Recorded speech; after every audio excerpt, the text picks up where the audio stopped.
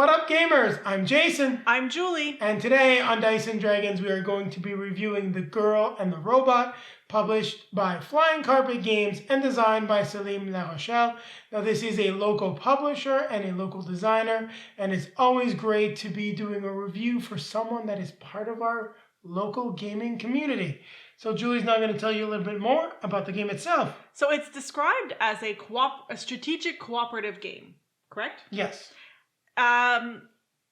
Maybe there's to a certain extent there's a little bit of cooperation, but this is a 1v1, 2v1, or 2v2 game. So V versus being the key component here. It's definitely got some, it's competitive, just with a little bit of potentially cooperation when you have two players against one or two or two. Yeah, when you have three or more players, this does have strategic cooperative elements to it, but I definitely wouldn't classify it as a cooperative game. No, me neither. So it's intended for ages 10 and above, plays 2 to 4 players officially, but we'll get into that a little bit.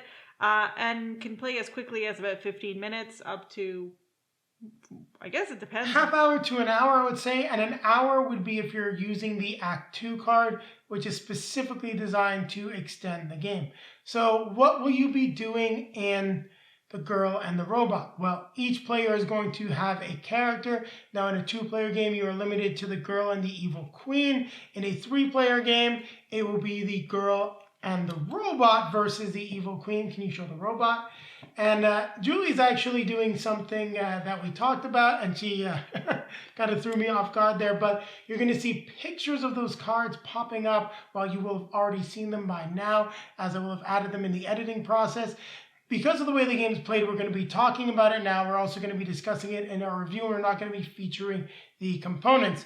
And before we go any further, I would just like to say that this is a review copy, so we'd like to thank the Flying Carpet Games for the review copy, but we'd like to remind everybody that, as always, our opinion remains our own. Yes. So you saw all the different characters. There were 4. The last one is the Shadow Robot, who is only included in a 4-player game. So just to reiterate, it is the Girl versus the Evil Queen, the Girl and the Robot versus the Evil Queen, or the Girl and the Robot versus the Evil Queen and the Shadow Robot. So there you have it. Now, what is going on? There is a demonic presence in the castle, and the girl is trying to escape. You are trying to avoid the demon. Now, this game functions on principles of Russian roulette. Once a demon is revealed, you will be able to use a weapon. So there are different kinds of weapons that you'll be able to acquire throughout the game. You will start with one. Once you have defeated a demon, they will be placed anywhere face up back into the deck. So as you go through the deck, it's going to be harder and harder to avoid the demons, and eventually you're going to be stuck drawing that demon card, and you will then be dead in a 1v1 game. If you don't have a weapon to defeat it. Yes. Well, that's what I mean. You'll be stuck not being able to defeat it, avoid it, or have another option to you to maybe push it, further back into the deck. Now, you will be playing action cards. So there's a few different action cards. We've got the action here such as Scout, which will let you look at the top 5 cards of the deck.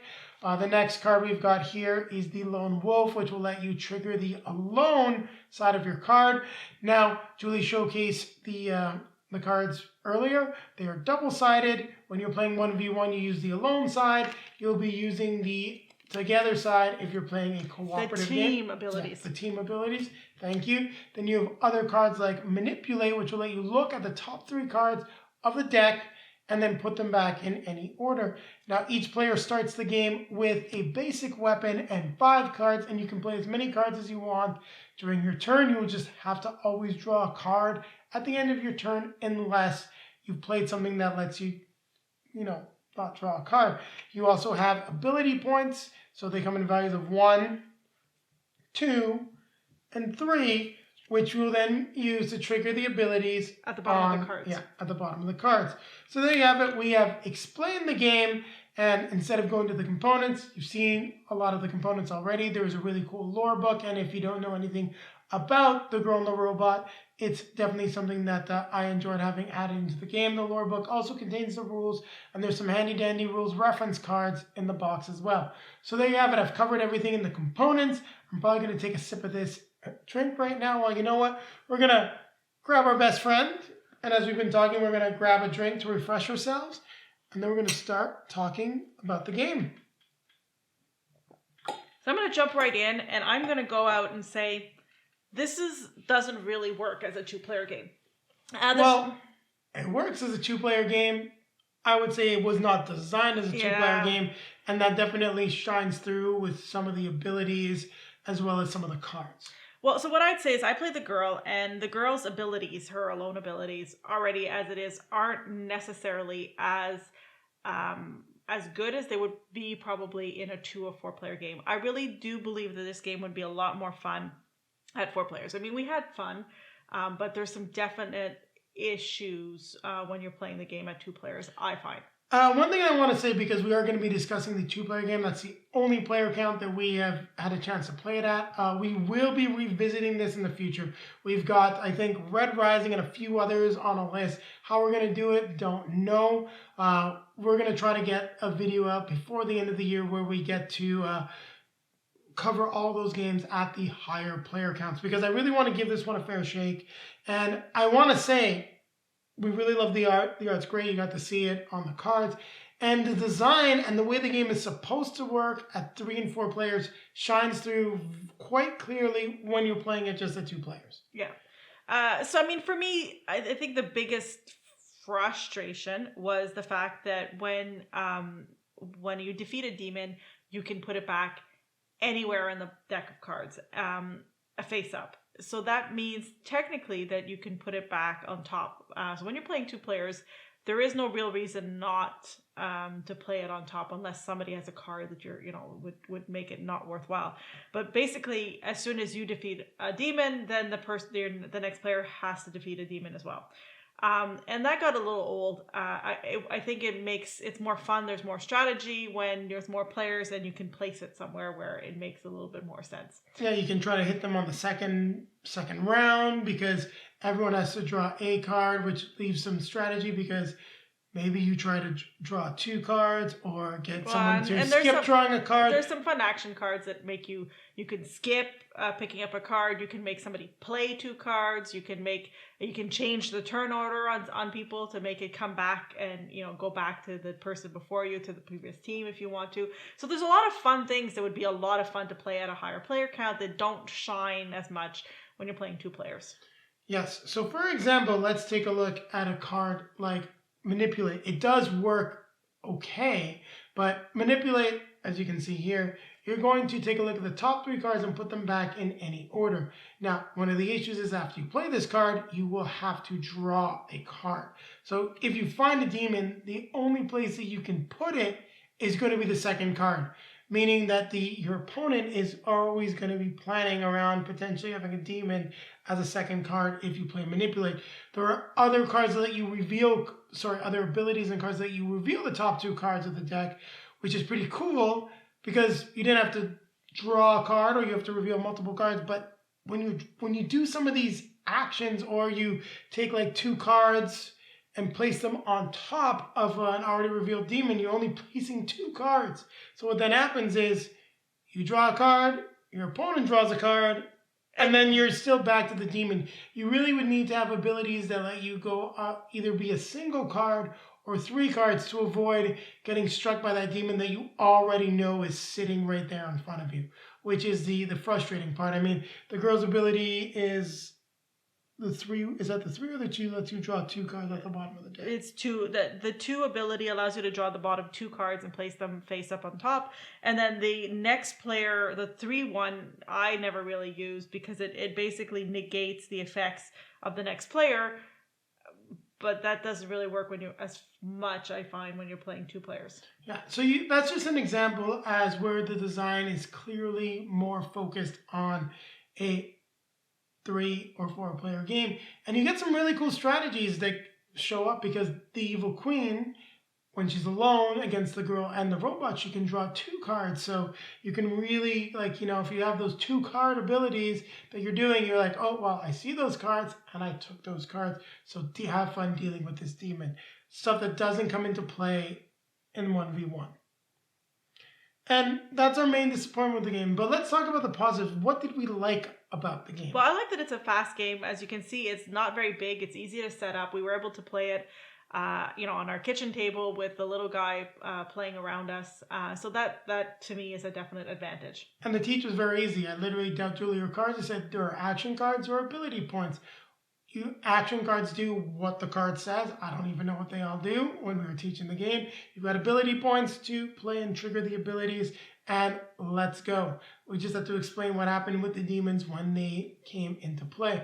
And that's something that I really like about the game as well. This is a great game to have as a filler on game night. The fact that you can play it 1v1 if you want to, or 2v1 or 2v2 means that you should be able to get this set up when people arrive, get a game or two, and depending on how long you're waiting for the rest of the group to show up, and be ready to go with whatever's coming to the table. Or after a game when people are circulating around waiting for the next game to start, it's another game that's easy to get in before you get that second game going during game night. And once again, I really like the art. I think the art is great. The cards have a nice card stock. The box and the way the cards are laid out in the box, the foam is really nice. It protects the cards. So there's a lot of nice production value. The box is good quality. And I also just like the art on the box. I think that's from the video game, but I've never played it. And this game makes me actually kind of want to play the video game. Yeah, the other thing I'd say is I do like the mechanics of how this game plays. The idea that you have actions, you have ability points that you can spend, and that you have a lot of flexibility about the number of cards that you're playing, and how you're playing your turn. So I mean that I enjoyed. I just didn't love the dynamic of a 2-player game. So I really, like you said, I'm looking forward to trying this post-pandemic when we can get together with other people. Yes, and the game is designed around principles of Russian roulette, and I think that really shines through because that's really what's going on. You're drawing cards, trying not to draw the demon. You're trying to have those ways of avoiding having to be the one that pulls the trigger. But eventually, at a certain point, you're just going to have to pull the trigger, and they capture that aspect in the game perfectly. So as I was mentioning, the game is very well designed. The player count it was designed around shows through, and I do appreciate them adapting it for 2 players and finding ways to play it as a 2-player game. But if I'm going to play a 2-player game, I think also, as you can see with our collection, if you're new to the channel, you've been following us for a while, this is just something that's not going to hit the table when we want a quick 2-player game. Something similar in terms of playing cards that I feel is more balanced would be Red Rising, for example, that we'd be more likely to have hit the table. So on that note, Julie, why don't you give it your rating? So as I did enjoy the game, and as the game is competently designed, I'd like to give it a higher rating, but just at this point I cannot. The game is a 6. It's a pass. It's a good game. And I think that this is something that on a revisit with 3 or 4 players could probably get up to that 7, 8, depending on how I feel about it.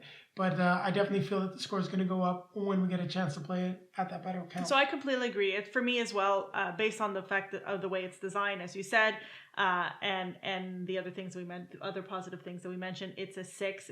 It just passes. But like we said, it probably we anticipate that it will go up when we revisit it after playing at a higher player count. And for those that have maybe watched our most recent review, yes, we did enjoy this more than playing Bloodborne, the board game. I had more fun with this than Bloodborne. So on that note, it's time to remind you to hit the bell to be notified when we have some new content, and like, comment, subscribe.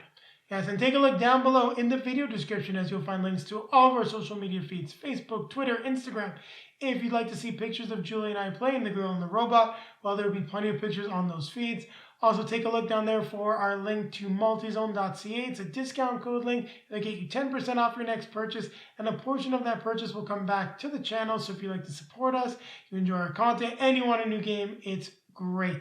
Now, you will also be seeing some videos popping up in front of us. In front of me will be our most recent release. In front of Julie will be card game. What are you thinking? Well, I don't know. You talked about Red Rising, so I put Red Rising. I was Rising. kind of thinking about that. It's a competitive card game, so let's put Red Rising over there. So you should definitely check out either of these videos. Now, what time is it, Julie? Time to grab our drink. Yeah, we've been talking long enough. I need a refresher. Grab our best friend.